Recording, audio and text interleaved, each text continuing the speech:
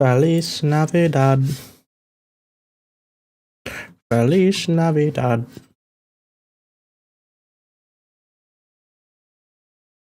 Okay, doke.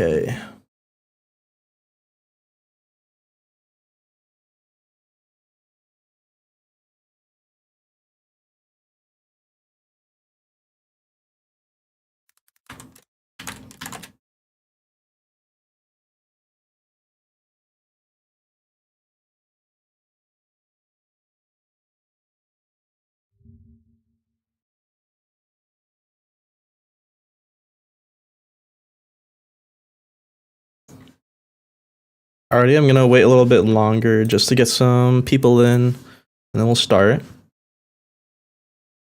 I'm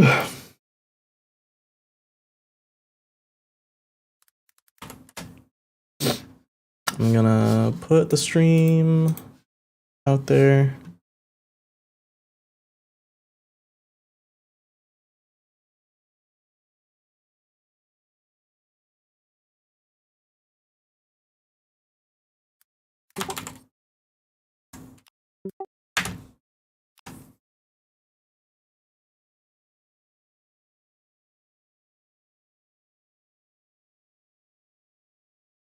Bada bing, bada boom. I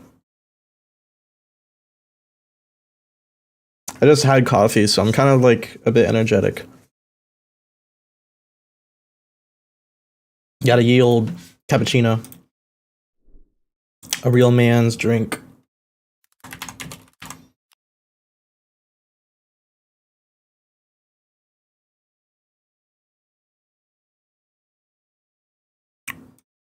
Oh shit.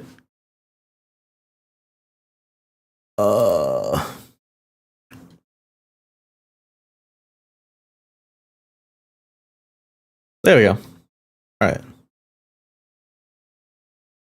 Open this.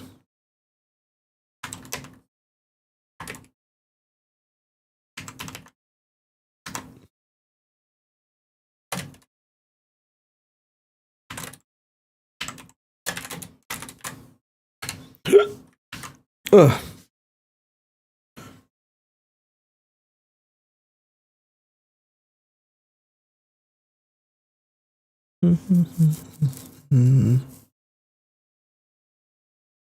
Okay, cool. There we go.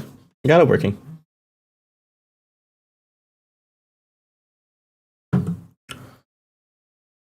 And I gotta open. I gotta get the YouTube chat thing. Fuck.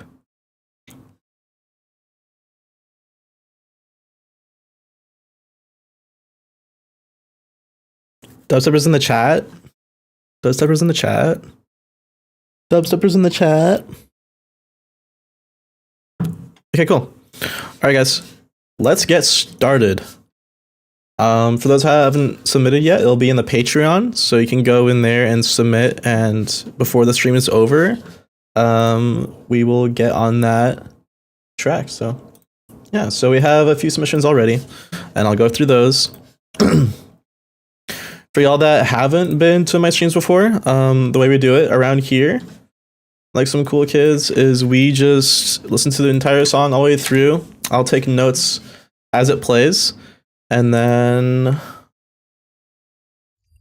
I'll break it down per like note, basically, of like things I want to talk about. Yeah, and you guys have like suggestions for what stuff you want feedback on, and like any problems you have. And then if you're in the stream, I can actually interact with you, and we can talk to like ways to make your song better, solutions you can use. All right. So welcome everybody. Cool. We have Kuroy first. Cool. Kuroy, I've definitely seen you around the streams. I might remember you make some pretty fucking dope stuff, so let's get into it. Alright. And it shows, cool. I hate Terra. I do too. It fucking sucks, dude. Terra's like the worst genre of all time. Anyways, let's listen to some Terra.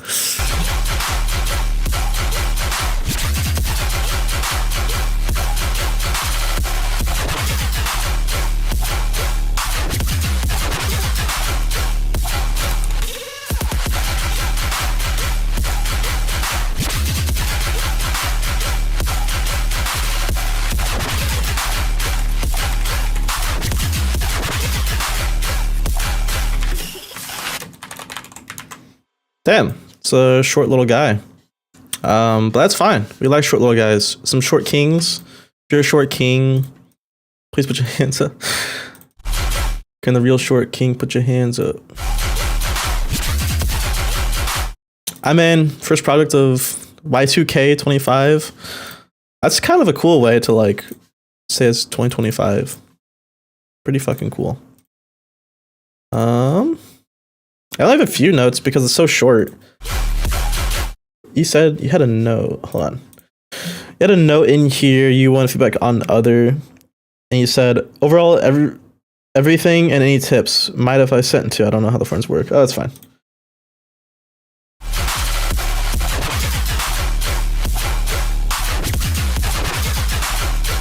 Yeah, so there's my first impressions on the notes.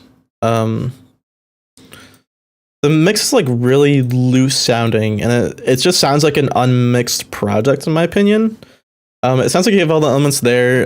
They work a little bit because you have just like a kick, snare, and a bass, and it's really hard to mess up kick, snare, bass. You have to like actually try to make it sound bad. But it sounds unmixed, like nothing really stands out. It's just okay. It's just loose. I think it's kind of detrimental. You should tighten up your mix quite a bit. The way you can do that is you can add some saturation. When I say loose, it's like nothing is glued together. Like I can hear every individual element, but it's not cohesive together, like mix wise. And the reason why that is because like there's usually not any buses with compression on it. You don't process things together. You process it all separately. So like making a sound with a dedicated sub, for example. If you process that, it's gonna sound different, and you have like a really clean sub, and then just like this really washy, messy sound. And then your kick and clap don't punch through, which I think is really bad. You are making EDM, my brother, and the D in EDM is dance. And so you want it to be danceable. And the way you dance is by just dancing off the drums. The drums are what keep the beat together. In some cases, it's not. Like the bass will probably keep the beat together, but that's usually not the case for EDM. It's usually just like kick, snare, kick, snare, kick, snare, you know, typical rhythms and stuff.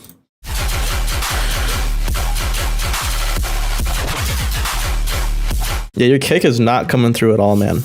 And your clap, I guess I should say that instead of snare. Your clap is super weak. It's washed out. I know you're trying to go for that kind of like a little bit of washed clap vibe, but it's so just like not it. Yeah. The way you can fix up your kick is I would suggest sidechaining more stuff. It sounds like this isn't the bass kick. It sounds like you have some other things layered with it. You should give the kick some room. So if you have a hi-hat playing over the kick, just sidechain the hi-hat. It'll make the kick come through a lot more. I could probably I should start doing this where I like open up FL Studio and kind of go through there. Let me pull up FL Studio. There we go. Okay, cool. Let me do a kick.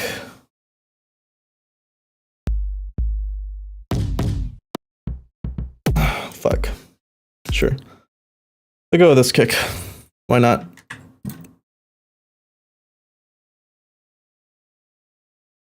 And we'll get a bass.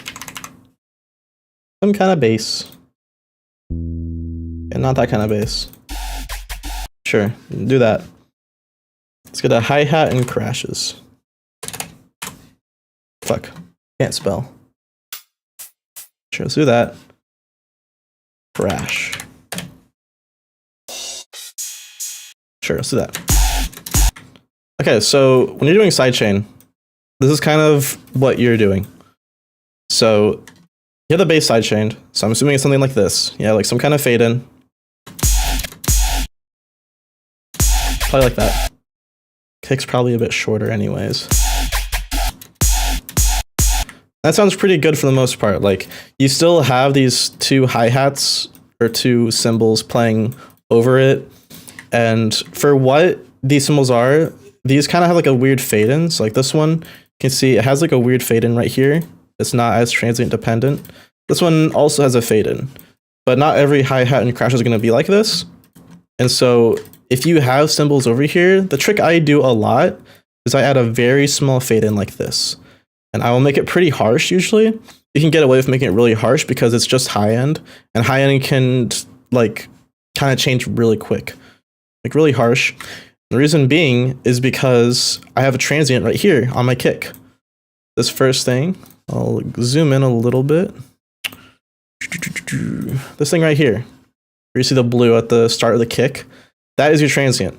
And between that transient and the red part, which is the low end, you want this part to kick through a lot. You want it to punch through, you want it to hit really hard. And so I should do it before and after. So let's just add these guys back, take away the curves. Let's take away these. So listen to the before and after of this and tell me which sounds better. So this is original of like how it's originally compiled. And it's not even as bad as it would be if these crashes and cymbals had a transient with it. So not bad, not good either, but then this is like the better version. That kick hits way better, so much better. And all you did was just add a very, very small fade in to your hi-hats. And that was it. I actually did this trick with my own packs because I understood that you want your kicks and claps and snares to hit through. And the transient was like the big part of that. So for my cymbals, if I can find them, you will see they all have fade-ins. Except that one. Most of them have fade-ins. I know some people probably wanted to keep the transients, but you can see they vary in length, but they never have a really hard tick. And this is intentional. So I do this stuff to preserve the transient of the kick. Now the thing you can do is a very slight transient shaper. So let's go into transient processor. And you can see here, you had the attack release, all this stuff. If you haven't used a transient processor, you should probably get one. It's a very cool plugin you can use to just bring out the kicks and claps and even hi-hats in some cases. And it's also really good for bringing out tails. So like snare tails, that crash sound, you can bring it out for a longer time. So if I put it on the kick right here, it's going to boost the transient a lot. You can see it's clipping. And this is fine because the transient clipping, it just goes into the master chain and the master just cuts it off. Like that's fine. You want the transient to clip. But without the effects, this is with it, without, it just hits way harder. So you can apply those and do that technique and then your drums will hit a lot harder. Doing it for claps is also really cool. So if you get a clap of some sort, let's use this one. Not have such a crazy fade in. Transient shaper. Suddenly it comes through a lot more. You can even do the opposite with release. If you want this clap to have more like a body and like reverb, you can go to the release tab. So let's just solo this. Oh fuck, wait. Alright. So with no release. With release. And if you want to shorten it, you can do the opposite effect. I'll kind of make it like less reverby. Getting a transient processor is really important. I think it's one of the fundamental things of mixing you should do. It just makes drum processing way easier. A lot of these like oldies will come in and they'll be like, yeah, do parallel compression and parallel saturation, like the oldies they are, but these tools literally do it in a better way that is not so difficult and is way easier to adjust and doesn't require you to use up another signal, just in every single way, basically. And you can get transient shapers from like loads of different plugin companies. Transhaper on Kilohertz is also pretty decent. I just turn the speed up all the way usually because by default the speed's like really low. But yeah. All right, go back to your song.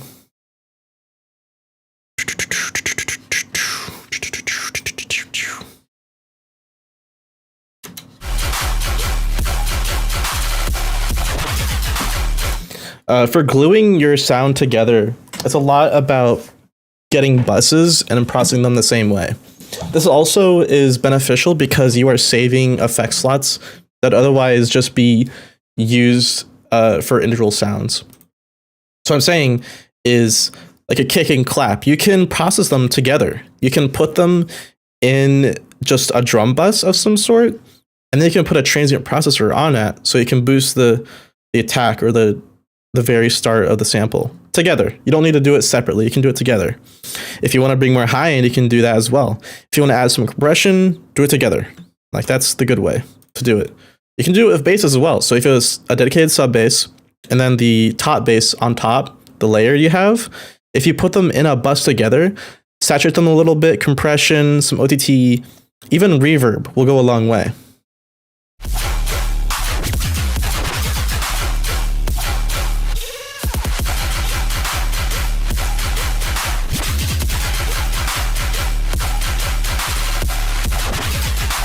I also noticed it's very noisy, and I think that's kind of holding this track back. It sounds very noisy as if there's a lot of cymbals happening, but I don't hear the cymbals. It just sounds like white noise.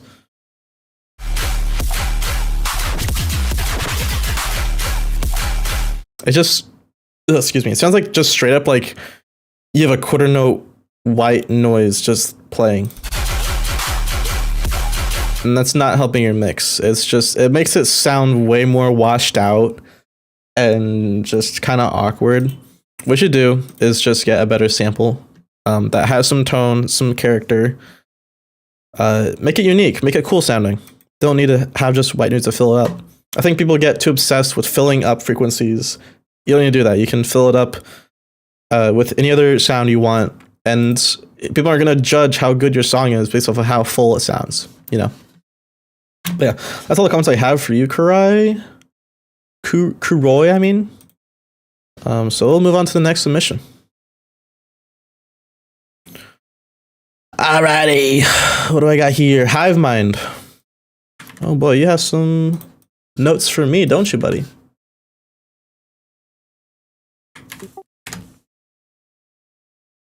Okay.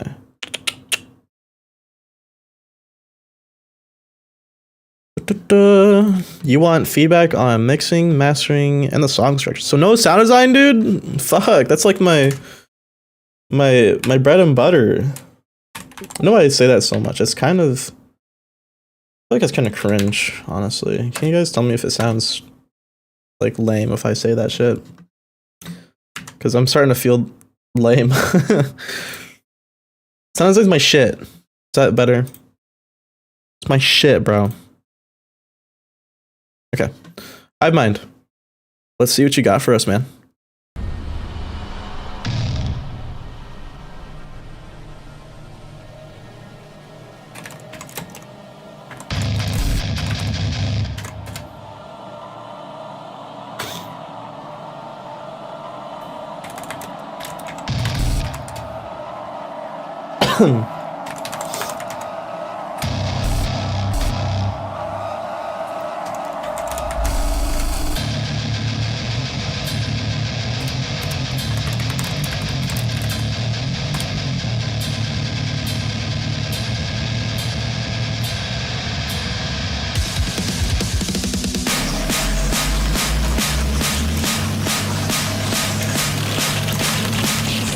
What the fuck?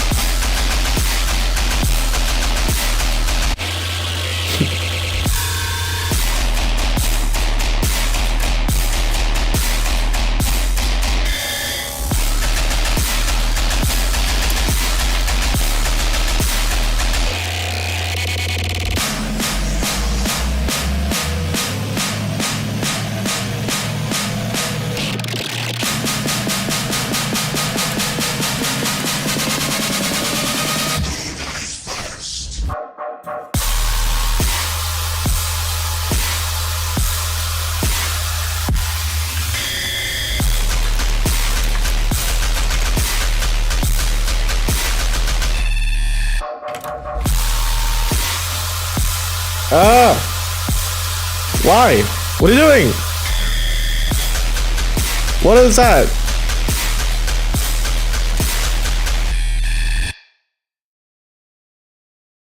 Oh, well, now that we have time to talk, I mean, fuck, why was it an octave up, dude? What? The sub is an octave up like that? Bro, that's like headache frequency. If you played that, like, you would get some people to fucking freak out. It's the drones with the fog.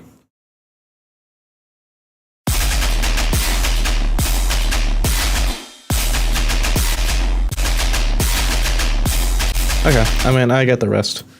That's a nice arrangement though. At the very end, I would keep that. Okay, let's go through these notes because I have some key points I want to make. Yeah, it's like a Guitar Center moment because like you played this this first thing in the atmosphere, and it just sounds like some guy, like, you know, in Guitar Center, like someone's trying a guitar and they just fucking like they're too like scared to play something, so instead they'll just like play a few notes or like fucking scratch the strings or some shit. That's what it sounds like. They're like, oh shit, and they get really embarrassed because they didn't realize how loud it was.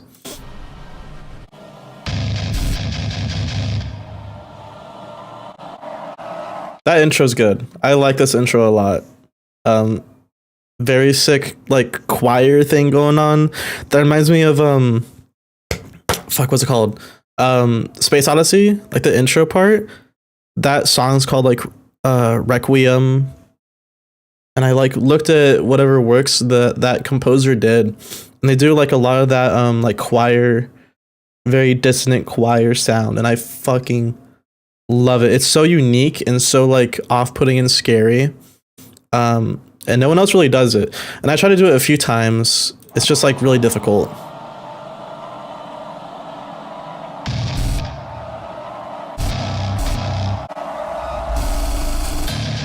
I feel like that you emulate it pretty decently, you know, as like a background choir. So I enjoy it. I appreciate that. I think your guitar writing here is kind of goofy. Like you're just playing the notes too fast, kinda. Like, dude, you have a ride playing whole notes and your guitar's going. You don't need to play that fast notes. You can like cut it in half. Especially that part, bro. Like that's kind of goofy. I can't even tell what notes are being played. It's just so fast.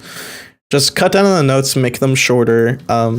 You can use if whatever guitar plugin you're using, I don't know. But you can use like staccato or something shorter if you want to go that fast. I'm just saying it'd probably be easier just to cut the speed in half, and it would sound more cohesive with the ride that's playing whole notes. And it's not taking away anything away of like the rhythm, because you're establishing the rhythm in the drop and then the pre-drop, or not the pre-drop, the build-up. So, and damn, I was really fucking hoping that you would have like some metal breakdown kind of shit. Those metal drums only appear in that fill. Oh, and that was the sharp bass. Yeah, the sharp bass. I would say just replace the sharp bass. It doesn't really sound good. It doesn't sound good.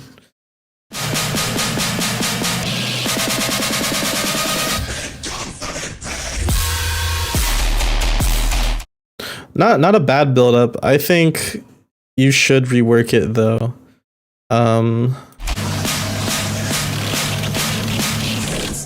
You have like a lot of voices in there and kind of a lot of noise in general, I think. I think you have the guitar sample playing, don't you? So what I would do,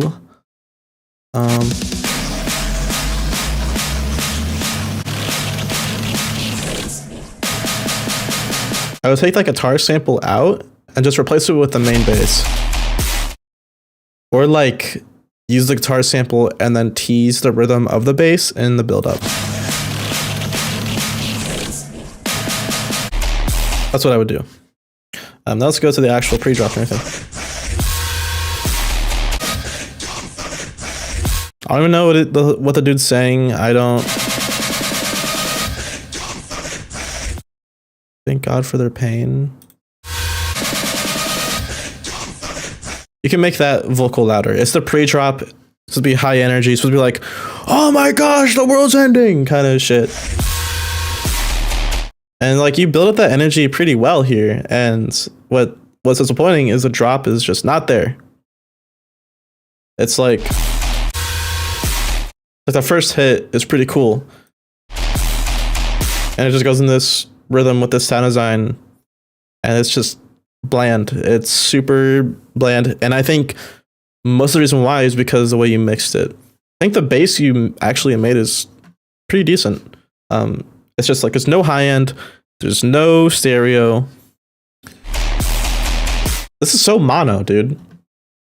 Like legit, if I put this on a spectrogram, it would, or not a spectrum, I don't know what the fuck they call it. The Lichos, some fucking French. I gave some French words. It's like a stereo meter, basically. This bass is so fucking mono. And it's a drop. It's supposed to be the most stereo part and most energetic, and you have it so insanely mono. Dude, bring some life back. I don't know what you did. It sounds like the bass should be stereo, but it's not. It's so fucking mono. It's insane. So if you're using Serum or something, I'm assuming that you're using a filter like all passes, reverb filter, something like that. What you can do with that is you can turn the pan up. So, and what that will do is it'll make the left channel and right channel have a different like frequency, like the cutoff frequency for like reverb filter. And it'll add some really nice crunchy stereo width. The only thing that you need to be careful of is that will also affect your sub. So afterwards, just make sure that you make your sub mono or take out some stereo because it will be kind of drastic and a little bit annoying. So let's do that to add some stereo width back. If it's not enough still, you can add a stereo imager and just bring even more into it. Add some high end too. Your bass has like no fucking high end and it's very mids based. Add some high end to it. That also brings up stereo width if you add high end.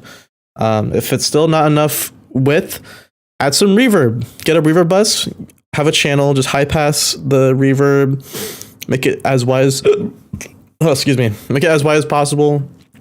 Make the decay really short, like I'm talking 30 milliseconds, 50 milliseconds kind of shit.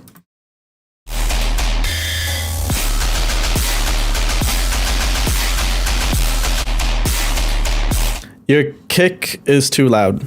Too loud. Turn down. If you turn down the kick, it'll give your compressor or master chain more room to bring everything else up.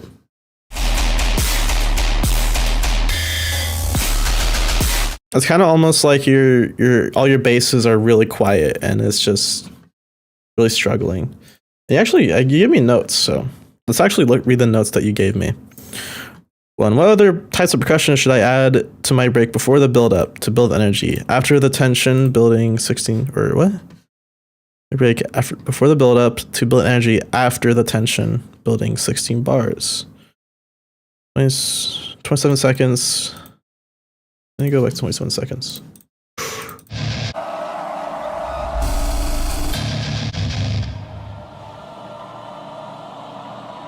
I wouldn't fill this up too much actually. I would like add some fills of like percussion, maybe some like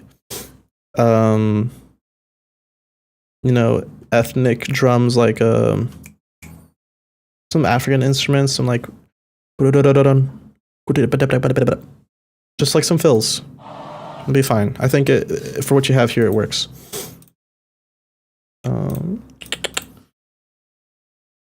How to make the guns when I drop brighter using the rack. Oh, okay. So you are asking about it. Using a rack on the main gun base. Then there's transient high end sub noise.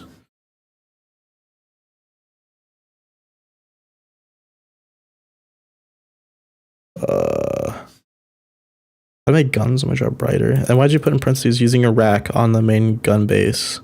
Then there's transient high end noise and sub. Oh, are you like okay? You're explaining it.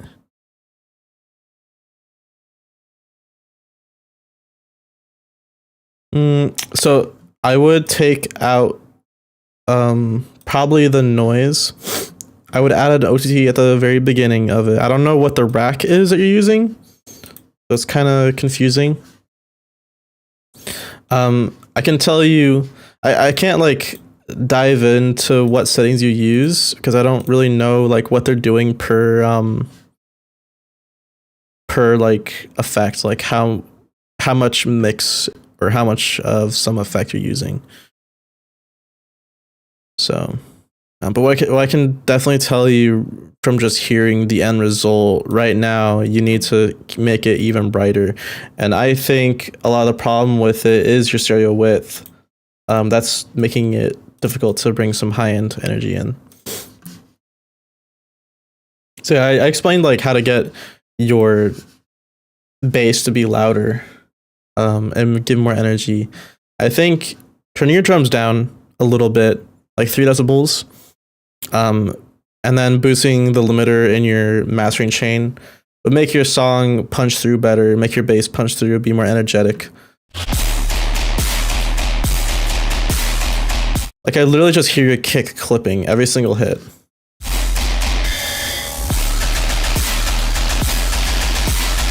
That's a low and that's clipping. You could probably just get your kick and then turn down the low end hit just a little bit, like 2 decibels. You should definitely turn down your crash cymbals. Way too fucking loud.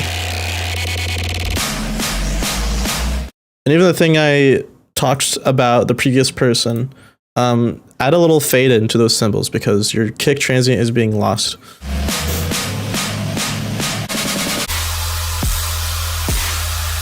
This is fucking crazy. Why did you make your sub an octave high like this? That's not a good idea.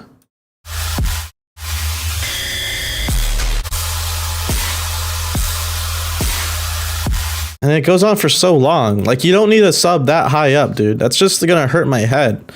Everyone's gonna cover their fucking ears when they play that out live because they already boost like the sub a lot anyways.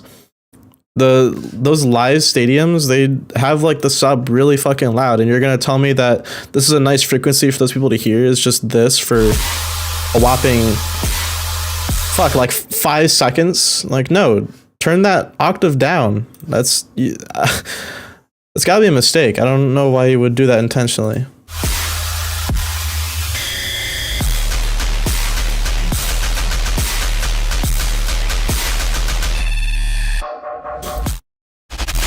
Yeah, it sounds pretty nice. Yeah, I mean, this is good arrangement right here. Your entire song arrangement is good, I would say. Just good. Works well. I really like your intro still. Your intro is really good. You should bring that back because it's so fucking nice. Your bass sounds better here, I would say, but still really mono. But you can literally hear your kick clipping hard. I'll show you like some problems with your kick clipping. So fuck, come on, FL Studio, dude. There we go. Okay, let's get a fucking kick. Oh, we already have a kick. I'm so goofy. Why is it not playing? Oh, there we go. Okay, so we have our kick, right? Now guess what happens when I distort the fuck out of it? You see how the sub just does that? If I render this out right now, wow, it's a fucking square wave. Just look at that. It's a sharp bass, sharp kick. That's not good. You don't want that. The reason why it sounds so shit is because there's a transition shaper on it that I forgot to take off, and it's the low end clipping. So if I take a little low shelf like this, I turn it down. That's a lot, man. That's like fucking. It's like 13 decibels for it to not clip. But all you gotta do is just turn it down, and you can hear there's not any like high end, right? So you can hear it there. Like you can hear that, right? Can't hear it here. That's because it's not clipping anymore. So if I run this again, render. Oh shit. You can see that the transient is clipping now, but not the low end. And so what I basically did is I just kind of like did an inverse transient shaper a little bit. Kinda. It just made the transient like clip, basically. But the low end's not clipping anymore, which is kind of good. And it's really noticeable when you have those short low end kicks and you just fucking slam it in there. And the thing is, you can get it to sound good. It just doesn't sound right in certain circumstances. I think it works best with like that distorted kick sound if you make it really short. If I don't know, I've like had this one and it was this short. You know, maybe it'll work. Maybe that would be cool sounding, I guess. Probably not as loud, but like maybe that. Like that could probably work. If it's a lower frequency, might work even better.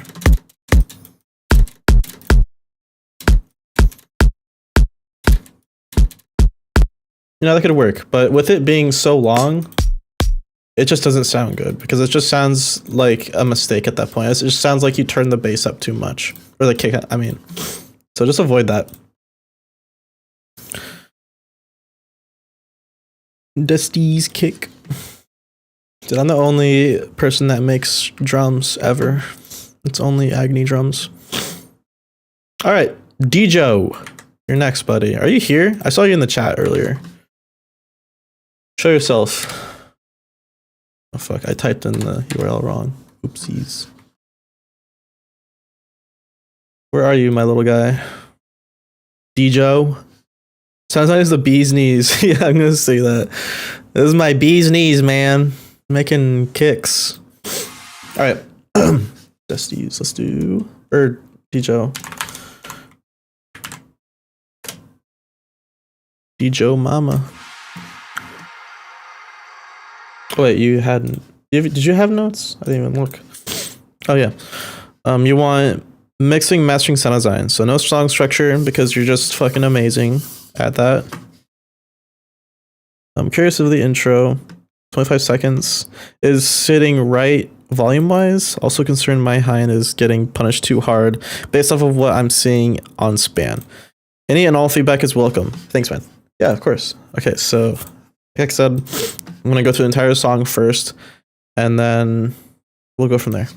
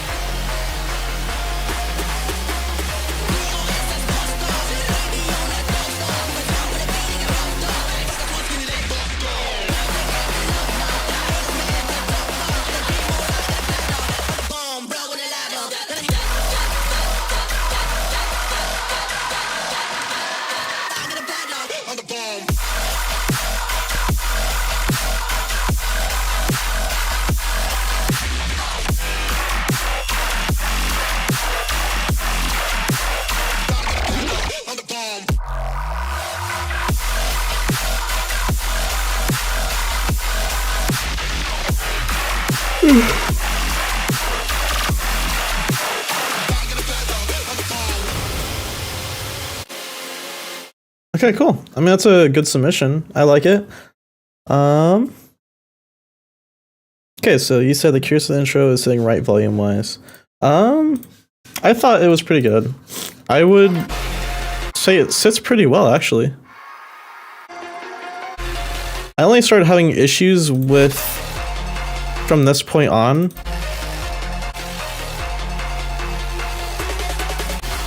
Yeah, like right here.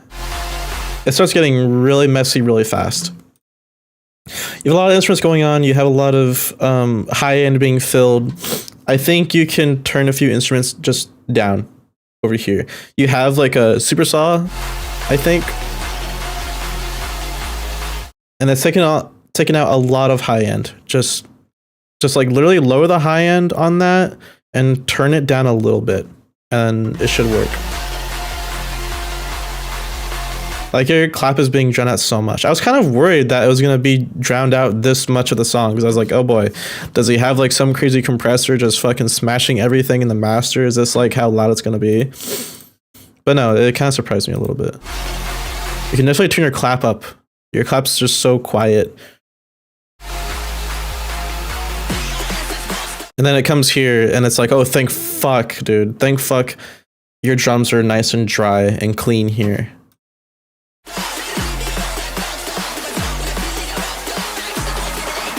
You got me in the first half, man. Honestly. Then your bass comes in. I like the idea you're going with. It works for a build-up. But your bass is taking up high end, and I think it's unneeded. You can take up the mids with the bass. It's just, you have a lot of high-end instruments going on at the same time. You don't need the bass to have the high end too. It's just, you can just have it take up the mids, and then slowly have like a right. You can open it up at the very end. So it goes like, you can just have some low pass just going and doing some automation like that. But I just too high frequency here. And I can just immediately hear some issues with the bass in the sound design. Your bass has too much chorus on it. It's just too much. Pretty set, simple. It's probably not exactly chorus, but it's some similar effect. It's definitely a chorus effect.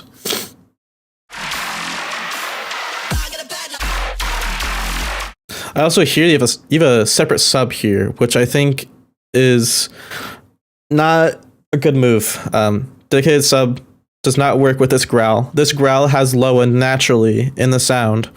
You're taking it away from it and adding a different sub that has a different pattern completely and is kind of messing up your impact of the drop. I can kind of tell what you're doing though, and you're halfway there to getting it right.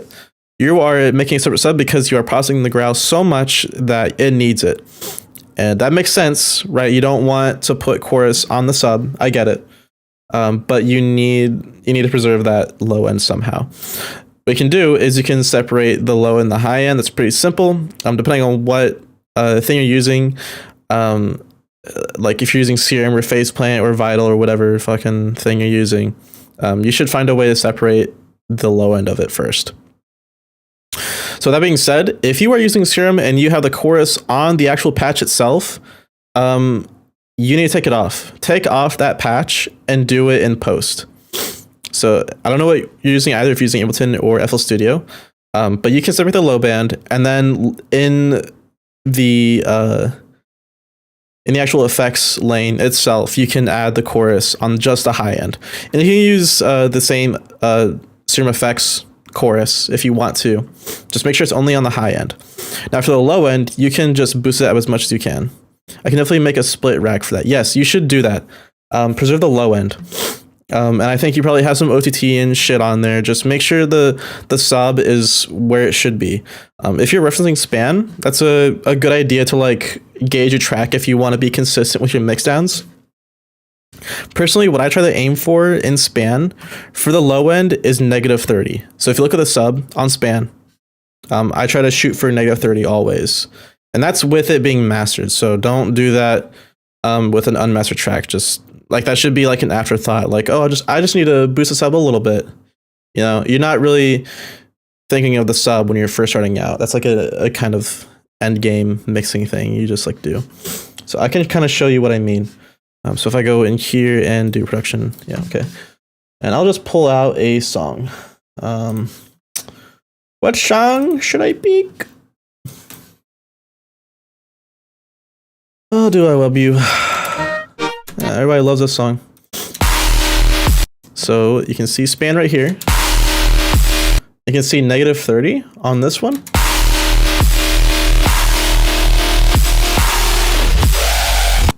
You should always at least be -30 for consistency's sake. This is like the sweet spot, in my opinion, that works really well. Of course, it'll be different for every song, but that's what I think sounds best. And I feel like it's a bit much to like say your bass should always be at -30, but I never had a problem with anything that was above that. Just have it at least that threshold, I would say. It feels so wrong to like have a band-aid fix like that, but yeah, just reference that. And it's good that you, oh shit, sorry. It's good that you're referencing your high and everything on spans, so you can kind of get like an idea like, okay, well, my last song didn't have the high end this high, so I must be doing something a little bit weird, right? And so like, it's good to notice those things, just to see them and kind of reference it and be like, oh, well, my last song wasn't that like that crazy, or this industry standard dubstep song doesn't have high end like that. Am I doing something wrong? It kind of gives you a clue of something you can fix. I can't remember the processing exactly, but the chorus C stuff was done in MultiPass on 250 and above. Okay, so what you can do is you can raise it. Actually, 250 above is pretty safe. You might just have just too much then. Just turn, what was it? On like a kilohertz chorus, just so I can remember. Oh fuck. Chorus. Kilohertz chorus.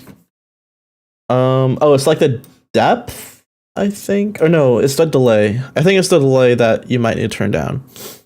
So that might be your issue, is just like how much it's delayed. And the taps thing, I think you can just play around with that. That might help, but just make it a little bit drier because it's kind of too wet and soggy. Soggy is like a funny way to describe it. So just take the low end, boost it up. Don't have a dedicated sub. You only need to make one if you just have like no low end, or if it's like really bad low end, like fucking like low end noise, basically. Otherwise, try your best to preserve the low end of your growls. It will go a long way. I've had a whole segment about why it's bad and why it doesn't align with the phases. If I get a face plant out, oh shit, wait. Okay, there we go. If I get a face plant out right here, and I get a wavetable, I want to get a growl wavetable. I'm like, oh my gosh, I just made this sick fucking growl, guys.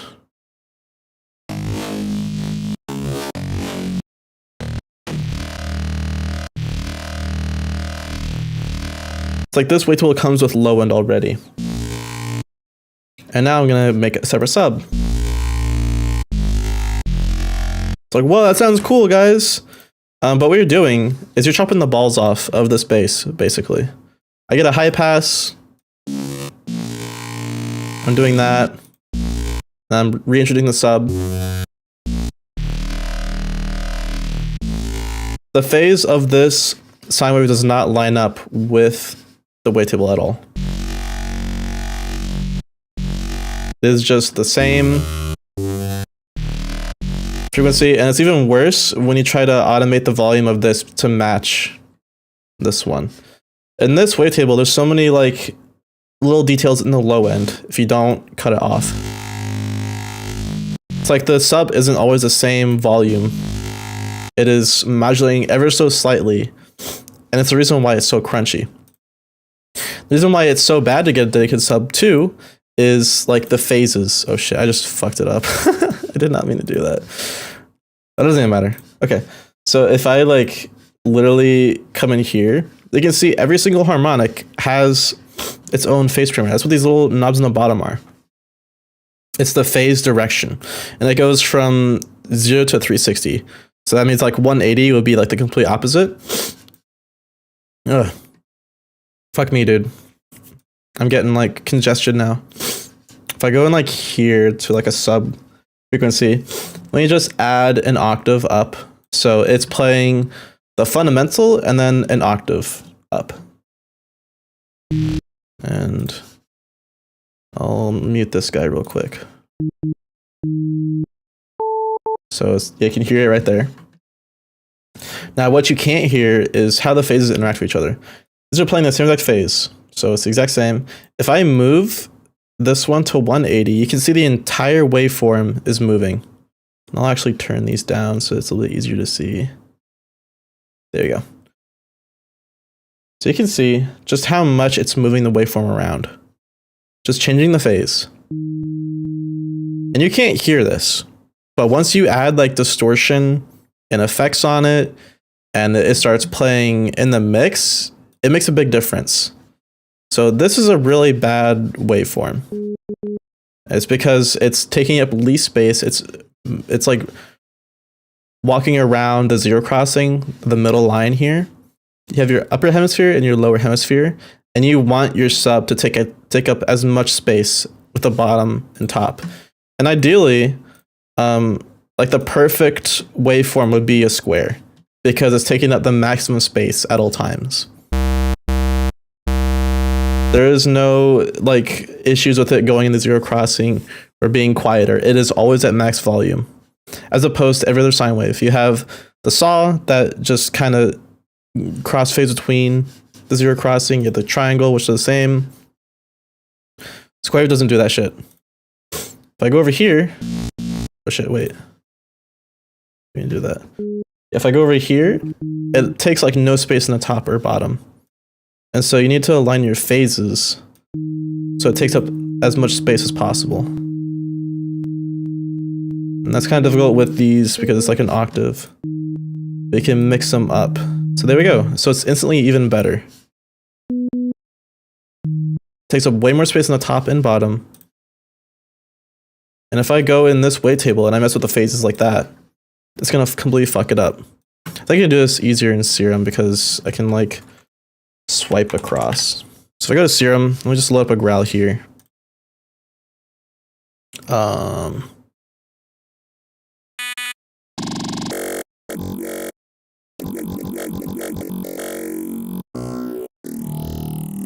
on the top are the harmonics volume. So each harmonic has its own dedicated volume. The bottom is the phase of each harmonic. And it goes from 0 to 360. If you can see every single harmonic has its own set of like what phase it's at. If I just make all the phases the same, it's gonna sound really weird. I did that one to only one, fuck. Okay, wait, multis. I should probably just do one frame, I guess. I don't know how to apply that same phase to all of them.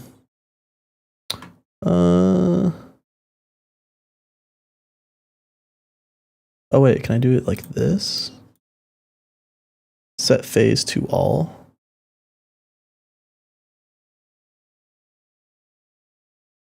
Oh wait, okay, I think that's how you do it. Morph, process, set phases to all. Okay.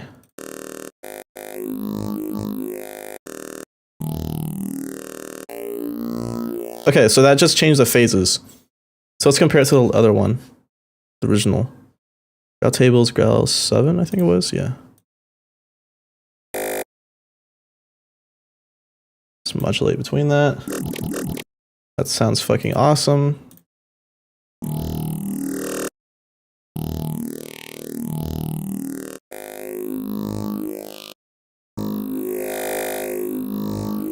And you can hear it sounds completely different.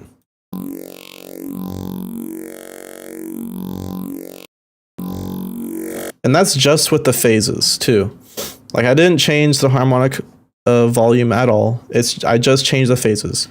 And you can do some cool stuff with that, sure. but it's something to keep in mind. And when you're adding a separate sub, you're not thinking about the phases, and you should be. So that's my little tangent about dedicated subs. You should try to preserve as much as you possibly can. You guys said a lot of shit, so let me give me a sec. Hello, Maxi.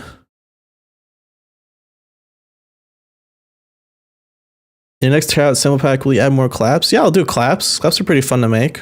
I'll do it in the Patreon though, because I'm gonna focus on that. So if you do want more packs, I actually did upload a pack a few days ago for my Patreon support. It's about 50 samples or something of just like sounds I've made, and I take requests too. So anything you guys want, just like shoot me a message and like ask what kind of stuff you want. Keep in mind that agony is referring to 3 decibels, but not the specific tilt on the spectrum.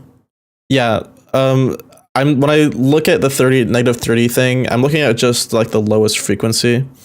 Obviously, you need to take account for the tonal balance of the song, but generally that's what I shoot for. And yeah, like I said, it's kind of weird, like doing a Band-Aid kind of fix like that.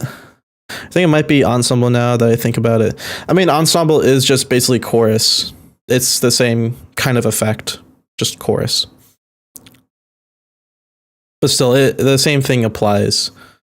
You should try a bit better with that. Let's go back to your song.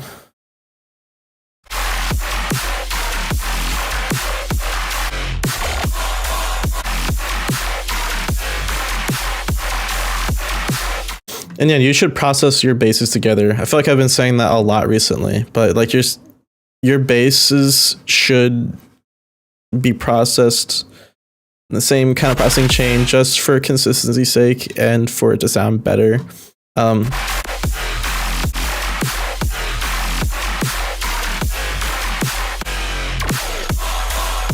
this bass I said needed work. You just need to redo it. It just sounds weird. Just like completely redo that bass. Try to find a better sound. I think you're using the same dedicated sub for this one too, and it just sounds completely disconnected. Too much reverb, too much noise overall. I also thought that your song was a bit noisy.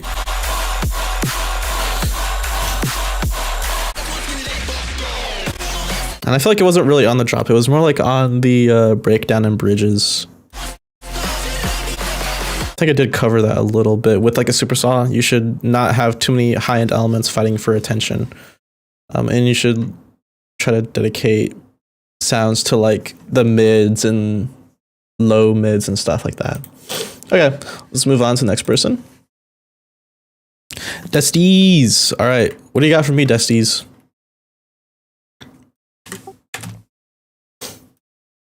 Take a sip of my little coffee. Okay, swag. I'm like genuinely addicted to coffee, and it's really bad. Or like, I mean, just caffeine in general. Whenever I don't have caffeine, I get really bad headaches, and I just feel really awful. And it's really bad, man. It's like kind of sad. I shouldn't be this addicted to it. Oh, you are Desties. Second drop. Let's copy and paste. Okay, got it. Oh my gosh, it's 5 minutes. Oh my gosh. That's drum and bass? Oh my gosh, Desties. Holy fuck. You're kidding me, right? Holy shit. Looks very old, but like my other submission to finish it and didn't finish this week's whip to send in. That's fine. I do think you should just kind of like not revive old products. You should just make a new one that's better, in my opinion. So don't feel like you have to finish these. Oh.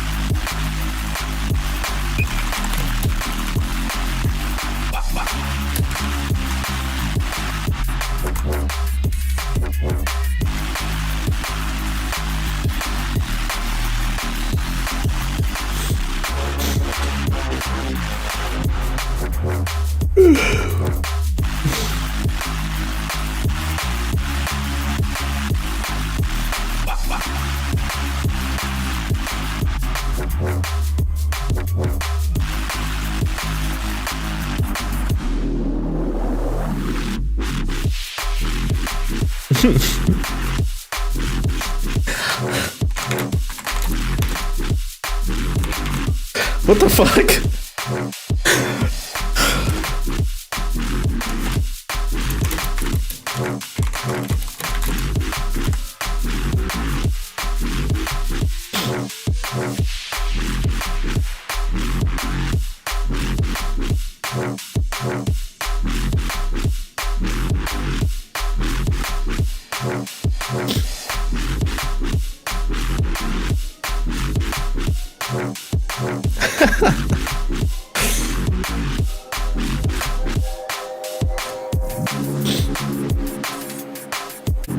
Okay, I'm gonna skip a round.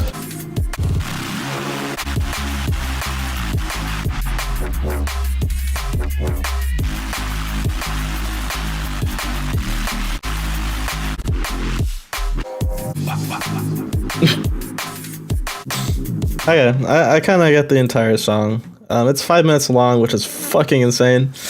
And it's like the drums are just playing the entire way through. The drums like ever stop.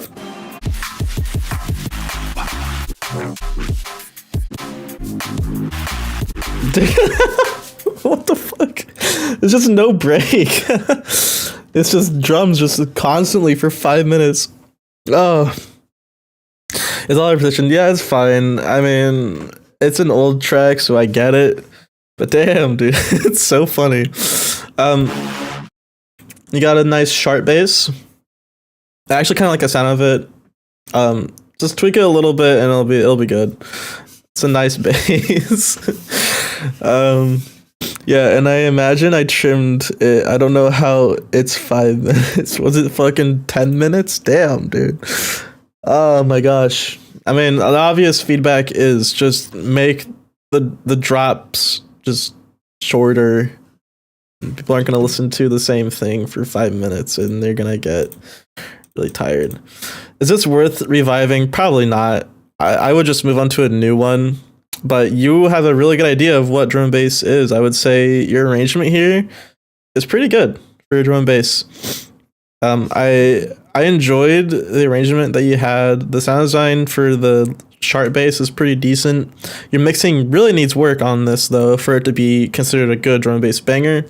Drum and bass is like one of those genres that they fucking hold you to an insane standard for mixing quality. Like, if you don't get the mix perfect, they will like literally hang you and chastise you. You will be like the outcast of the group.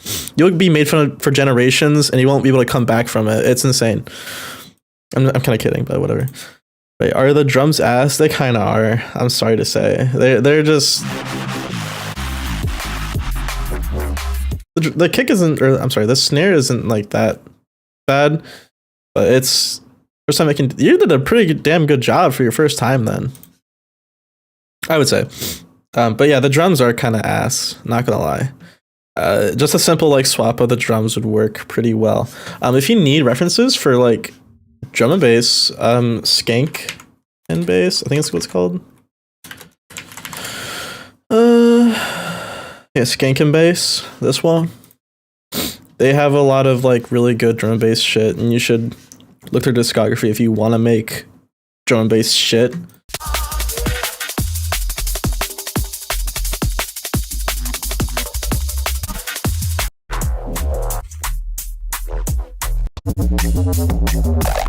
Oh fuck, okay, I don't like that shit. That's awful.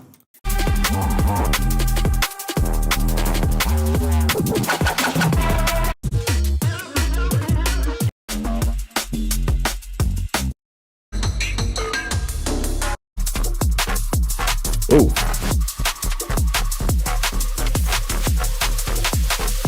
That's pretty good. Not all of it is like really good, but some stuff like that one I just played is really good. I like that a lot. I didn't make something that wasn't dubstep. Yeah, that makes total sense. Like sometimes you're in a bubble with genres and you want to branch out. I think it's really healthy actually, because you start appreciating other things in music. I know some people who are like literally only in rhythm. And if you said, "Can you write me like a piano melody?" They'd be like, "Huh." And then they fucking, they type on the keyboard and they just do quarter notes. And that's, you don't talk about rhythm people here. They just put little quarter notes on the keyboard, on the piano, and call it a day. This submission is feature based. Just, and heads up, you guessed it, the drums are also probably yes. This is a COVID era tune. Club is getting. Oh yeah, I mean that's fine. I'm a big stickler for drums. I was in a lot of drum and bass and like feature based stuff. And their priorities for what stuff is a lot different from dubstep. Like dubstep people are really obsessed with sound design. You don't really find that in feature bass or drum and bass. Drum and bass to some extent. I think some areas are really sound designy and some aren't. Like fuck, what do you call those? Like foghorn basses. I think the foghorn kind of group of drum and bass, they're a little big stickler about it, and they're like really particular about how the sound is made. And they have other parts like Mefuse, Mefuse, like that kind of neuro DMB scene. They just want to fucking show off, man. They just want to be like, yeah, fuck you, dubstep people. We make better mixes than you. We make better drums than you. Make better basses. You guys fucking suck. And they're just like in their ivory tower, just like looking down at all us peasants. When did you learn how to mix properly, would you say? Where did you realize? I mean, a lot of it was just like time, and to be honest, I did spend a lot of time researching how to mix. Like I would look at some like scholarly material on how to get certain sounds to sound good, but a lot of it is just undoing bullshit that was told from my entire career. I say a lot when I'm in like lessons and shit. The first 4 years of my production career was just garbage because I was told so many lies and just like assumptions about music and mixing that completely tainted my way of thinking of how to make a sound. And now I produce and now I mix, and it's like the stuff I was doing like 6 years ago was just so dumb. It was so insanely dumb. I would like try so hard with these plugins thinking that they were the one-stop shop. Like back then when I was producing, OTT was like the new thing, and people would put it on their masters and put it on their basses and put it on their hi-hats and their kicks and their claps and everything. And I'd wonder why the fuck it sounds so bad. How come Mefuse can just make a really sick sound and not use OTT? And so I started stop listening to that advice, and I started talking to people who actually make good music, make good mixdowns.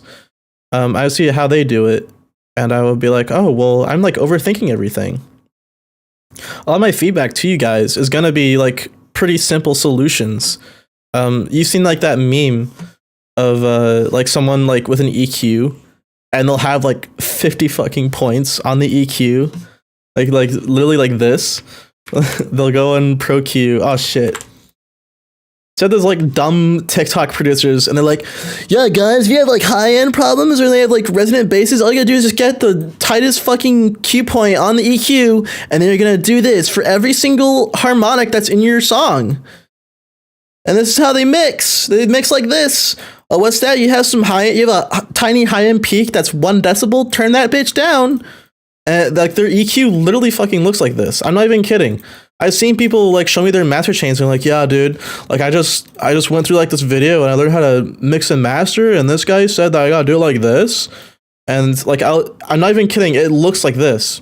They'll just like go through the entire song and they'll do that thing where like they can see the overall frequencies, and they'll just turn on every single fucking frequency. It's like, that's so bad. Don't do that shit. Guess what? Guess what curve you can get from doing all this shit? You can have one curve that does all the work, and everything you're doing here, nobody's gonna give a fuck about. And you're actually making your song sound worse. Like, adding these notches is so insanely bad to your song, especially on the master. It's so insane. And I would know people like this who would do this, and I'm a big advocate against it. Like, guess what shape this is? Guess what shape this is? if I go here and I reset it to clean, all I did was basically this. That's a general shape that I made. It's like your mix probably sound better just with this simple curve. And then doing it in the master is so insanely bad too. Just go to the bass that's causing you trouble and do the EQ there. You can do it in the mix. So a lot of people in the EDM scene are just like lazy. They don't have any real advice to give you. They don't have like any backing on their decision making for mixing or mastering or anything. And if you actually give a fuck, then you're gonna search it out. I'm fairly new producer, composer, avoiding using any plugins half the time, with the intention of using real instruments and humming them, locking down the idea and painting a canvas. So it's kind of like, sorry, Dusties, I'm like on my own tangent. But well, I need to read some comments. Beep, beep, beep, beep, beep. Doesn't that become a conflict? Yeah, pretty much. It starts sounding kind of ass when you do all that, those like minute details. Drums make or break a song. Yep, they do. It's like a big part of your instrumentation. And about painting a canvas, that's a really popular thing with musicians to do, is like get an idea down and then put the sounds in. I don't think you should be avoiding any plugins. I think you should be using the plugins that can get your idea down the fastest and are the least waste of space and time. So if you really like a plugin, you're like Serum, I mean, use it. You have fun with it. If you have like a burst of creativity, you need to take advantage of that. Bursts of creativity are so important, especially if you're like a producer for a long time, and you take it for granted sometimes. And like you'll see those people who talk about like making templates. I talked with someone last night on a lesson I was doing about making like templates and trying to route everything. They're very particular about their template. They're like, and the bass go here, and the drums go here, and all my synths go here, and all my hi-hats go here, and all my crash cymbals go here, and my downers go here, and my uppers go here, and my risers go here, and then my reverb goes here, and my delay goes here. They're just so particular or articulate about every single little detail. And doing this stuff, like, it's fine. You can get some benefits from doing that, but you gotta time it. You can't have that block of creativity. Your burst of creativity only happens for a short moment. So just use what makes you write down your things the fastest. Worry about the details later. It's funny, throughout the time, the amount of bands I use on EQs decreased from like 10 to around 2 or 3. Yeah, literally, I don't use that many bands anymore. It's just silly. And for all the trouble you go through trying to fix all the little frequencies that are annoying you, you can do in the plugin. Or like a generator, or whatever sound you're using. You can literally fix that issue from the source.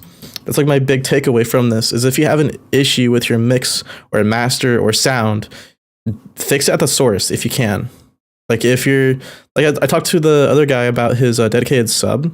It's like you could probably like try it so hard at getting a rack that makes it sound good, but literally you can have the simple solution of just keeping the sub in there and just high passing the chorus or something, or just turning the chorus down. Like that's such a simple solution to fix that issue. And some other fucking dumbass is gonna tell this kid, "Yeah, just put OTT on it. Yeah, man, just like boost the sub more." Like I can bring up a million examples of someone just giving really awful advice to that kid. I also thought that I'm glad that there are producers that will tell you everything straightforward. Thanks. Yeah, I'm pretty blunt with my shit. I was like mentoring some like producers who are way bigger than me, like fucking 100 times bigger than me, unironically. And I told them things that no one else ever told them. And it's because a lot of times those people look up to them and they think, "Oh my gosh, this guy's so much better than me. He's so much more famous, and I don't want to talk down to him." And so they think that even though they might have good advice, they have the perceived notion of they're just going to annoy them.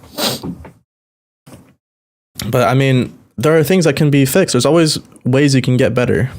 I teach co-create with adults with mental physical disabilities for about 9 months. Sometimes I dim out the monitor and limit the samples to on my push 3 to just 2 rows, teaching to just listen. Personally speaking, learning to listen might be the key, at least approach to creating. I think, yeah, you have some good points. I would still be iffy about limiting it. I would say just write down what you can. You don't need to limit yourself unless you're trying to, if you have a specific goal. For example, like I would say like making presets for Serum, right? Like you guys know my Serum presets that I sold. That was like a handicap that I didn't even realize because I can't rely on post effects. I can't rely on OTT necessarily. I have a limited amount of slots I can use. You only have one slot for each thing. Like distortion, you only have one distortion. That's it. You don't have anything else. Can't use any post effects. So in that sense, I had a limit, but I had a goal to make it sound as good as I could in just one patch, right? And so that helped me learn, oh, I can do more with less. I did some really unique things in those presets. Like I'm really fucking proud of those presets I made because I could fit so much detail in so many things within just one patch. Hello, Mastodon. Sick name. But limiting yourself, you should only do if you have a goal in mind for what you're trying to achieve with that. If you want to get better in mixing or just like balancing your volumes, try making a song without EQ. You might learn a lot from just balancing volume. If you're having issue with compression, try mixing a song with compressors first and then go from there. Do an A and B. That's stuff I would say like limit yourself, A and B it, see what you learn, see how much you don't need to depend on plugins. One of the things I had to learn personally is like I had a big reliance on OTT for mixing and mastering. Is I was like, okay, this song I'm not going to use OTT at all. I'm going to try to get the same effect. And I learned, oh yeah, well OTT just, if you put OTT in the master, all you're fucking doing is just like boosting the highs, dipping the mids, and just compressing the lows. Like it's not really doing that much actually. And so I learned, oh, I don't really need OTT for all these things. I mainly use it for sound design now. Thank you. By limit, I will clarify. Sometimes choice is a paralyzing factor. Once that type of sound is perfect, I ask that we move on. We add more layers. Yeah, good. Yeah, big mixing advice for you, Desties, specifically. I'm still on your song, so I'm still commenting on it, dude. Don't fucking walk away from me. If you want to get better mixing, try mixing with only volume controls. You can get a lot done with just changing the volume of something. Relying on EQs is kind of like a codependence. You don't need EQs. A lot of times I don't even use EQs for things. You don't need to cut the low end of every single instrument. Having a low end can just add character. It's fine. You can get away with it. I love this name. Very nice. Okay, Dusty's, your bass was like talking to me and it kind of freaked me out.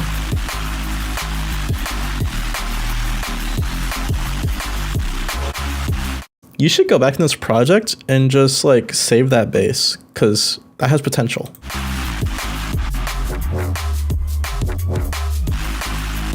Yeah, your drums are just kind of not good. Your sub is not hitting through at all. Your sub sounds good with that fart bass thing. Once it goes into that,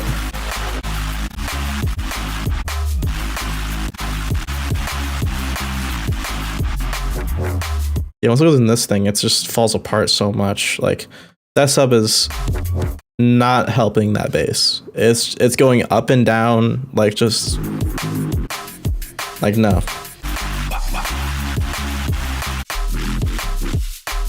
And this is just goofy. You just put a low pass on and start automating it. Like, no, don't do that. That's kind of goofy. Okay, let's go to the next submission. Good submission overall though, Desties. you should work on a new one, and I will be excited to hear that one. Ugh. Mecha Wolf. All right, buddy. What crazy song do you have for me today? Is some fucking crazy banger that you're gonna show me again? It's finally 2025. Yes, it is. Oh, you guys said some stuff.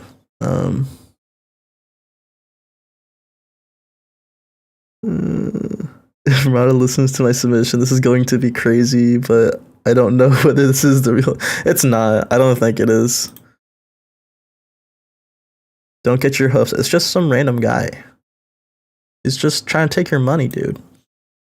Why was it such a popular teaching to cut all bases at 100 hertz? I made that with 3. I didn't have massive or serum on the computer at that time. I think it's fine. Just like submit another one, and you'll probably have some fucking sick drum and bass song. Yeah, I mean, fair. For why it was so popular, I think people just they heard about, oh my gosh, wait, you can't have 2 subs at the same time, and so there's like this panic to cut the low end of everything. And then like to coincide with that, you had people also saying the same thing about making your sub only mono. And it was just such awful advice, dude. People would do things to think that it would like help with playing shows live, but it didn't. So here, I can show you this too. Like on my song, like all people would do would be like, oh, well, I'm just gonna get a big old EQ. Something like this. I don't know if they did exactly like this, but they would always just take an EQ and then you can like cut the sides. So in Pro Q, you can just right click this, go to stereo placement, and then hit side. So that way you can only have the high end be side. And they would do this crazy thing where they would just like hard cut the low end. I think they mostly would do it in like those mastering plugins, like Isotope, Ozone, yeah, like this. Like they would do it in this thing. Okay, I'm gonna open up, dude. Come on. And they'd be like, oh dude, oh I gotta cut. Bro, it's so funny watching tutorials back then because I would watch them go through Isotope Ozone and be like, yes, and these are the settings that you want. You want to take all these bands and boost them all up, and then the sub you're gonna boost all the way down. And you go to Stereoize, and you're gonna turn that on and turn it max samples.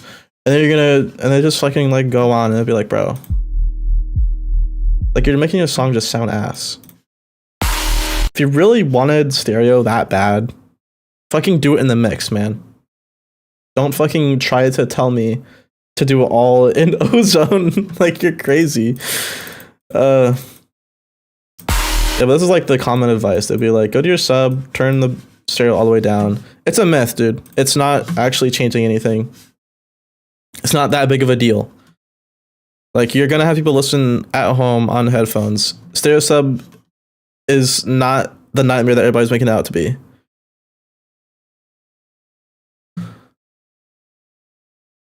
You can have some stereo. I think if I go in here, you can see like even my sub has with stereo. It's a little bit.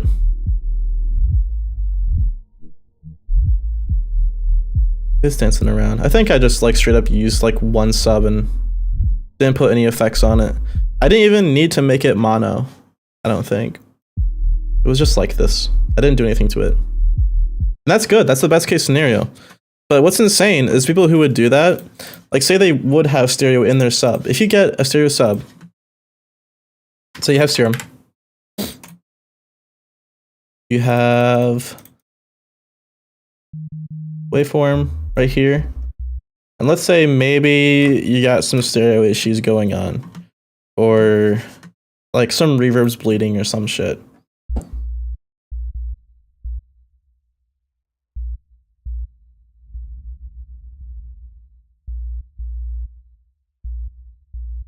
You can hear there's like some reverb on that.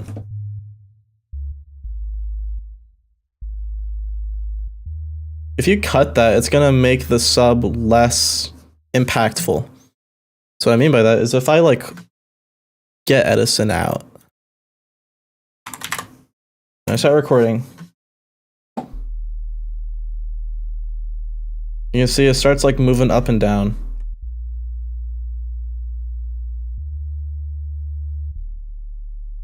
Yeah, it's just like the variation is so insane. You don't want that. And cutting it like that is just removing any space you would have had. And if I do it in just regular stereo, like how it was recorded in, it shouldn't be that insane.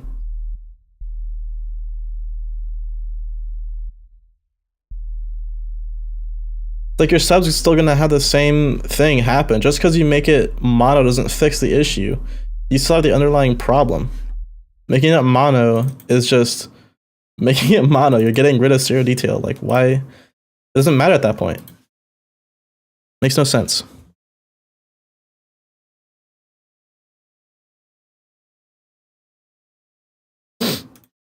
Reading more comments.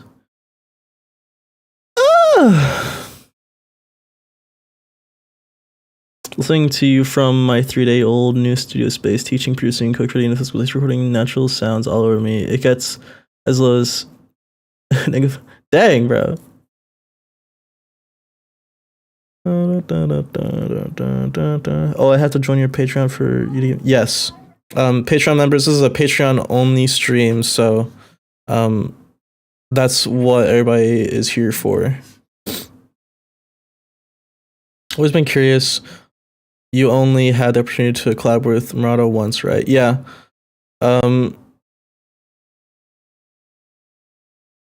Yeah, I only had one chance. There's a whole thing about that, but there's a whole thing with that. Who are you? Valentine Brun. Only real legends know who is his name. Okay, Mecha Wolf. Let's get into your submission. Mecha Flow. Ooh, spooky.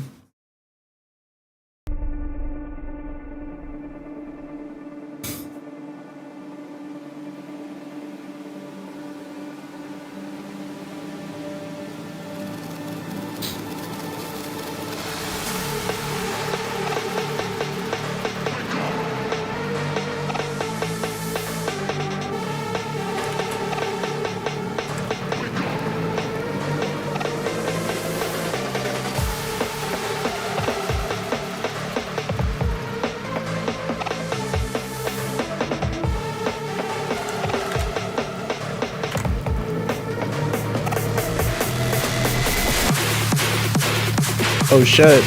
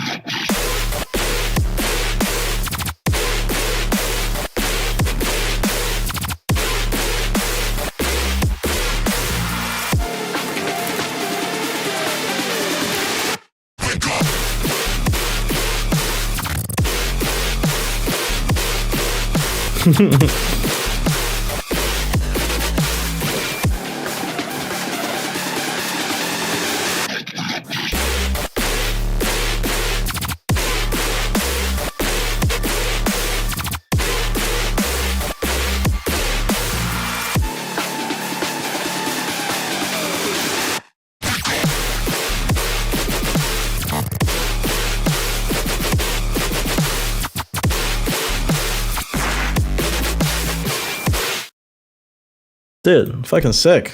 I like that a lot. I don't even have much to say about that. I think you did cement this before, so you got my opinion beforehand.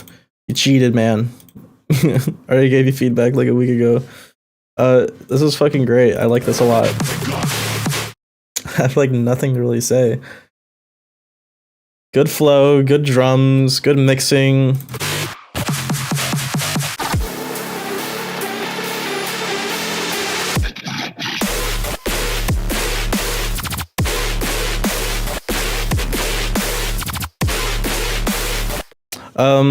Your crash is messing with your snare a lot. You need to either sidechain that crash the snare or just like fade it in a little bit, but it's clashing really hard at the snare.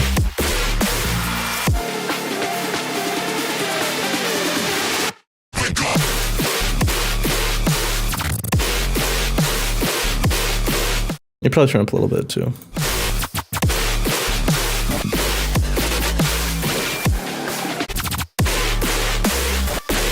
I'm still having issues with the sub, dude. I think I commented on the sub several times on your song, and it's still not fixed. Like, your sub just needs to be louder. I don't know what else to tell you. If you fix those two things, this song would be great, and then it'd be ready to release, and everybody would love you, and then fucking, I don't know, Taylor Swift would collab with you, man. Hopefully. Can we get Taylor Swift to collab with you? Hopefully she does. That'd be really good for your career, I think. Make sure you get me to collab with her too, I guess. We can both be Swifties together. We can go on her Eras tour or some shit. Make a dubstep remix.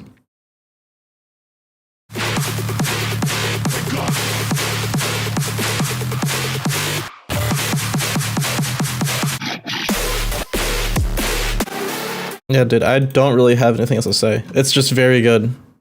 I'm gonna follow you for that. That's just good song. Good.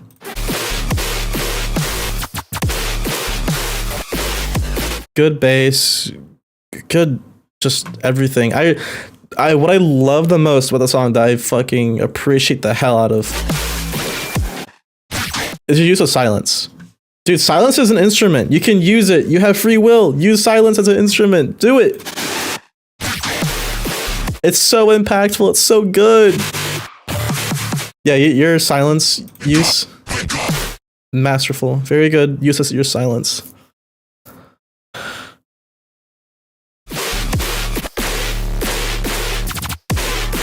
Yeah, even there, just like silence. I fucking love that shit. Very cool. What other shit do you have? How long have you been around? Damn, 4 years ago. Holy shit. Bro, you have like nothing on here. No wonder you have like no followers. Just like, you need to send more shit out.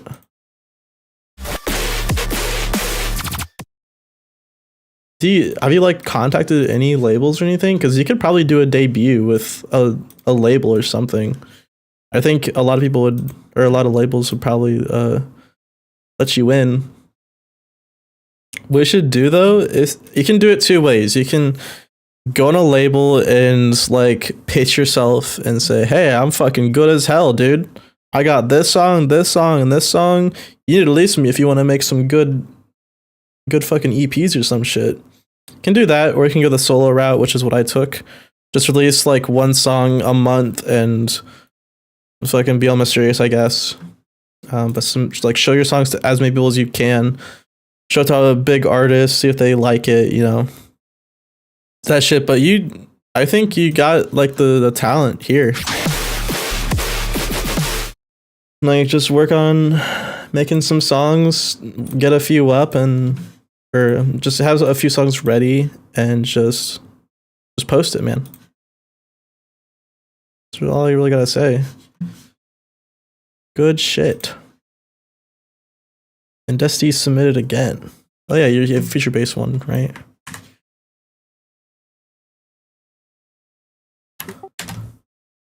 Ugh.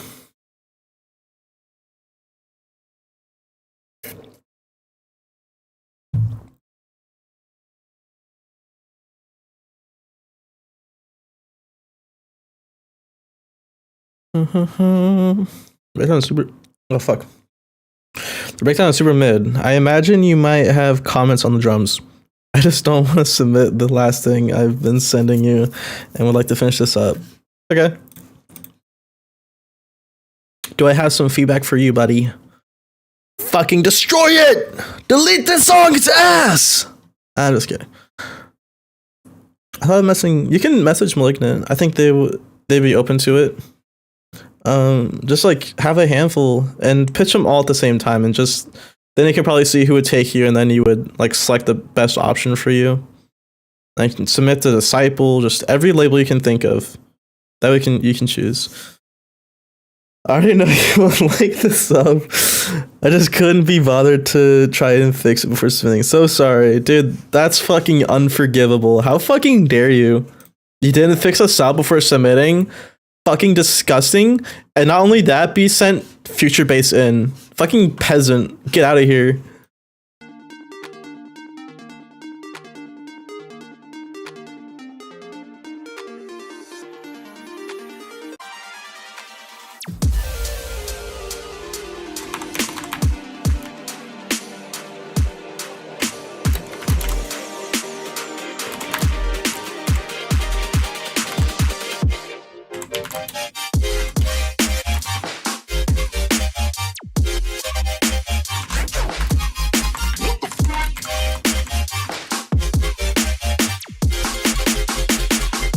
Whoa. Whoa.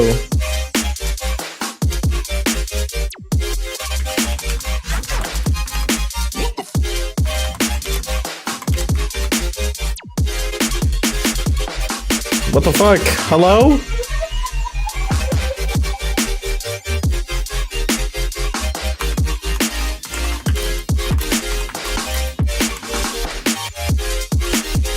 What the hell is going on?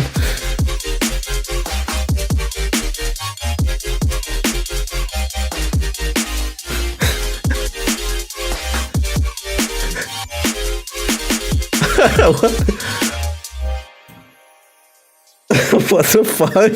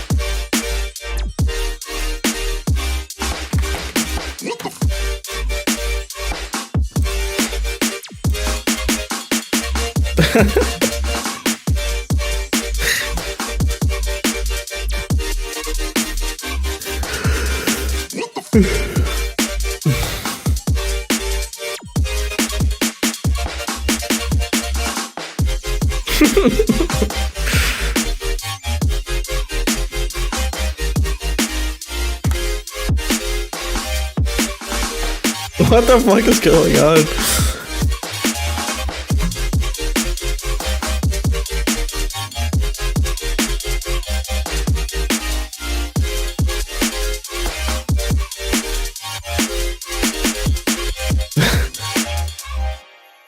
Bro,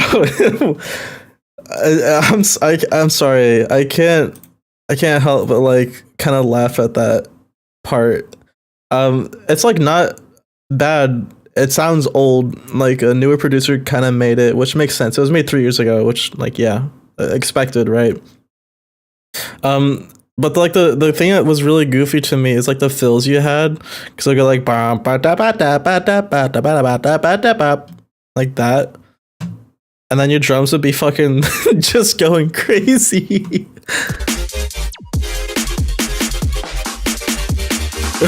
Like, dude, that lost me so bad. I just I can't help it. I'm sorry. Fuck. Yeah. Okay. Let's go down the list of things I had. I think the biggest issue is your melodic writing. Like that's kind of like the biggest thing, and it's feature based. Like this isn't a very sound design heavy genre, right? It's a lot of like melody writing and chord structures and shit. I was at work during the stream, but I'm opening the product file and reviewing everything now. Okay, cool, sick. Better be fucking perfect. If you send me that shit again and it's awful, I'm killing you. I'm just kidding. YouTube, don't take me down, okay? Please don't arrest me. That was a joke, guys. Please, that was a joke. Anyways, yeah, this is like a music theory issue for the most part. Your ARP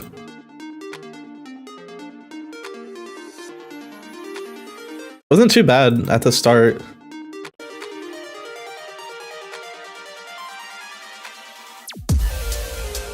But then it got really goofy at the very end. Like, especially on this hit. Like, what it... Are you even in key?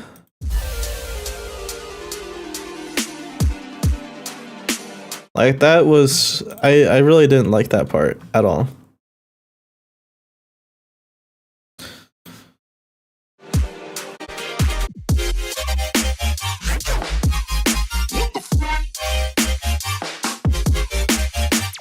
Yeah, and the musical cohesion is just really bad. I don't know. I can, if I can't like hum the melody, then it's bad.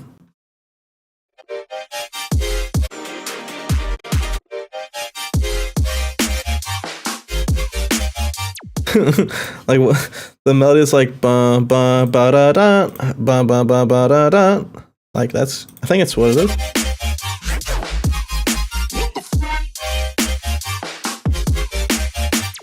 But it sounds really, it's not working. Like that melody line can work, but the way you wrote it down with the chords and the notes they're using, I think, are also wrong too. And that's, I don't know what the fuck is going on here. Like, what the fuck?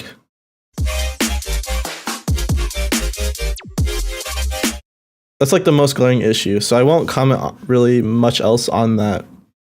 I'll give some pointers on like stuff you can use to help you out with melodic writing. If you want to keep even going in that direction, why is my USB just disconnecting like that? Cool. I'll give like, fuck, I'll just give you a little bit of like insight. Okay. Writing music, dude. Dude, why are you disconnecting? Stop. I'm doing literally nothing. Okay. Okay, I'm gonna fucking... Dude, oh my gosh. Oh my gosh.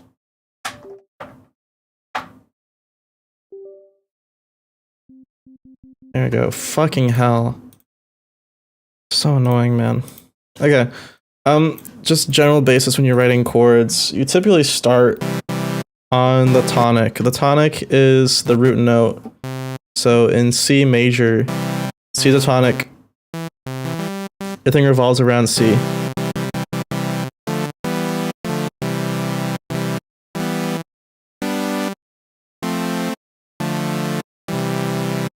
C is where you start, and C is what you're resolving to. So I can go to C, I can go whatever fucking note, and if I go with the C, it resolves that way. That's what you're aiming for, and it's okay to use a chord like popular chords because there's only so many chord progressions you can go through. Most popular chord progression for like C major is 1, 5, 6, 4. So when you talk about chord progressions like that, 1 is a tonic, 5 is the 5th note in the scale. And if you're only counting white notes, let's only count up 1, 5. So 1, 2, 3, 4, 5. 5 is G, 1 is C. Count it up only using the notes in the scale. And it'd be the same with any other scale. If I was in F sharp major, C sharp would be the 5th. So let's go 1, 5, 6, 4. So we're gonna just copy this for now. 1, 5, 6, 4.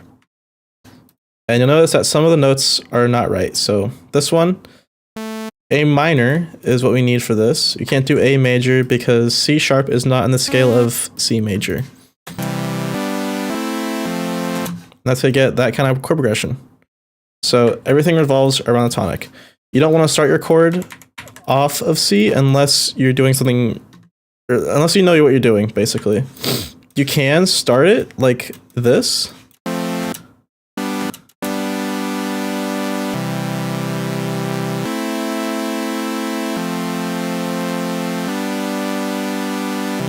You're starting on the 5th, but there's a lot of musical reasons why that works and why starting on like F wouldn't work.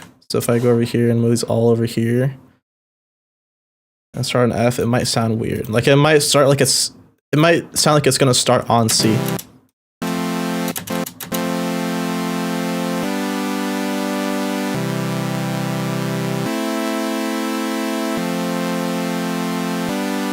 Like it just sounds like it's starting either on this note on G or C. It just sounds off. And it's a lot easier to write this way anyways, because if you start on C, your notes are all going to resolve on it. Anyways. Writing notes, I'm sure you know, just like using notes in the scale. If you're in like G sharp major, make sure you follow the notes that are in G sharp major. It's pretty simple. I would say don't go outside of that for right now unless you get really into it like jazz or something. But a little small tangent about music theory stuff. If you are writing a melody, try to stay in that kind of thought process as well. You want to stay and dance around the tonic. So typically this is what I do for like leads and stuff. I like to dance around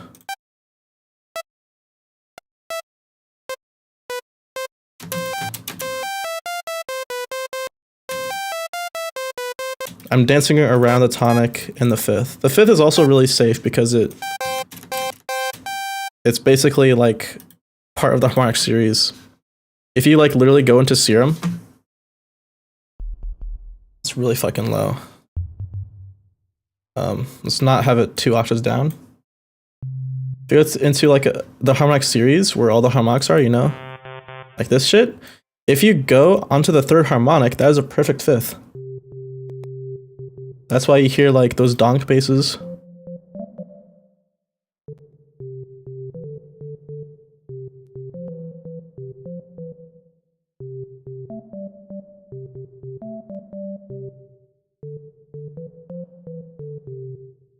That's why it sounds good. So that's literally perfect 5th. And that's how you make melodies. So just stick around those and you should be fine. It's my little thing. We're not counting the black keys because I'm counting in scale. So chromatic would be if I counted every single note on the scale. If you're talking about just the scale, I'm just talking about the white notes. So this is the C major scale. Sounds like that when you put all the notes at the same time. C major is whole, whole, half, whole, whole, whole, half. And that's how you can tell what's in the scale. You're not going in between, you're not going outside of that range, you're just staying in this range. This is the scale of C major. And the scale of A minor is also the same notes as C major.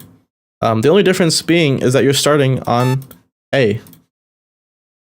So you have like scales, and then you have, what's the fucking other word? You have scales, and then like, I don't know what the other word is. Fuck, I'm stupid. But like, you can hypothetically start on any set of note, and there's like a mode for that. For example, like the one I use a lot is D sharp Phrygian. And what Phrygian is just like the mode of what note you're starting on. And so I believe it would be like the same notes. If you were to choose the same notes as like C major, now we're in E Phrygian. So just because I'm starting now on E means I'm in Phrygian. The only problem is that you have to make sure you resolve in E, and there's a bunch of complicated music stuff. But if you're just starting out, I would just say stick with major and minor.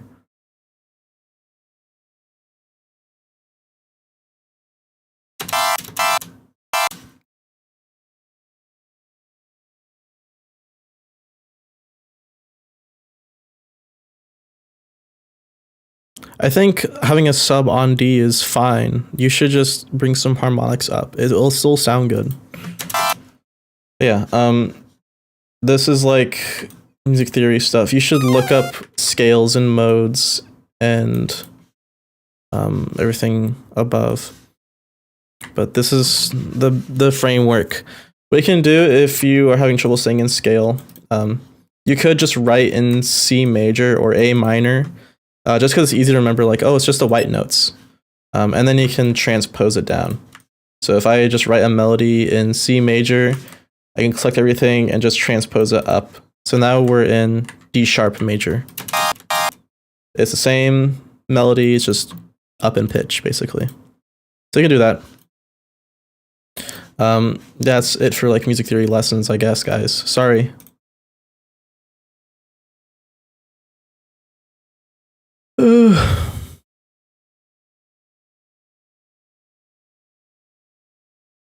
Did you write the lyrics for your songs yourself? Because I love singing Irresistible.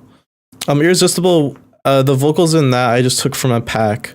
But some of them I do. Like the Murata remix I made, I wrote those lyrics. So those are me. All me. And if you noticed in my remix, fucking come on. I like snuck in the whole outcome was avoidable cause, as like no outcome, phase 1. So that's the little thing I wrote in there. That's pretty awesome. So here's all my lyrics here. I had Bo do it. So Yar. I do screamo stuff. It's just I was sick at that point and I couldn't do it right. I also fucked up recording. It was like the same day I had to submit it, so I was like, fuck. So I had someone else do the thing. Let's go back to your submission. I got some other notes too. Yeah, the drums are bad. I don't really need to say much about the arrangement of it. It was just really off-putting. You don't need to be crazy with it, man. You can chill out. And yeah, the melody writing we just kind of already went over. Okay, are there any more submissions? Any more from me, guys? No, that's it. Okay. Well, that's the end of the submissions. So, yeah, if you liked the feedback I give, submit for next time. It's for my Patreon viewers. So, yeah, let me fucking destroy your song publicly and humiliate you in front of millions of people who are watching my stream right now. So that being said, thank you guys for coming in for my live stream. I'll see you guys next week. So, toodles.